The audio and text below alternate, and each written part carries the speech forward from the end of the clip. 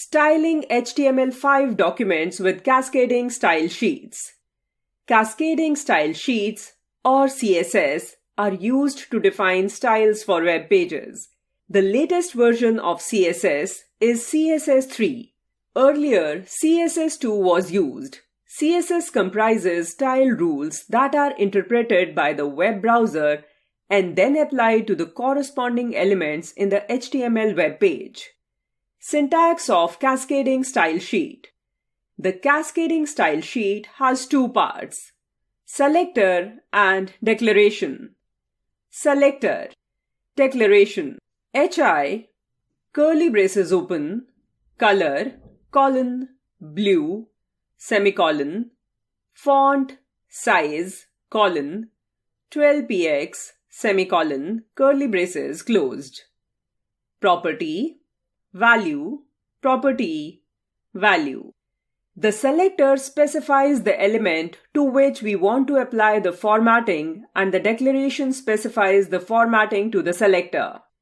The property of CSS is used to create a style. Value is the valid value for the property.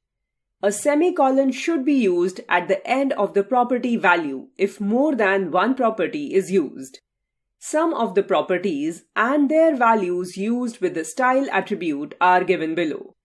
Property, value, description, background color, name of the color, specifies background color, color, name of the color, specifies the text color used in the web page, text align, left, right, center, justified, specifies the alignment of the text.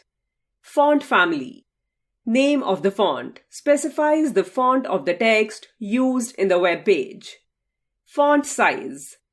Value is given in pixels. The default font size for the text is 16px. Specifies the font size used in the web page. The three ways to use CSS in HTML documents are described below. Inline CSS. An inline style is used to apply a unique style for a single element. Inline styles are added directly to an HTML tag by using the style attribute with the tag.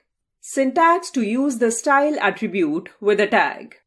Tag name style is equal to double quotes, property, colon, value, semicolon.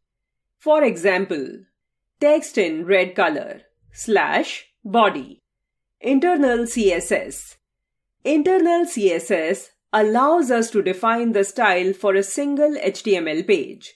It is defined using the style tag in the head section of the HTML page. For example, this code will display the H1 heading in red and H2 in green color on the web pages. External CSS. External CSS allows us to define the style for many web pages by using a single CSS file. An external style sheet is a separate file that can be written in any text editor. It does not contain any HTML code and is saved with .css as the extension. You need to include a reference to the external style sheet file within the link element inside the head element. Syntax to include the reference of the external style sheet is where the href attribute contains the path of the style sheet.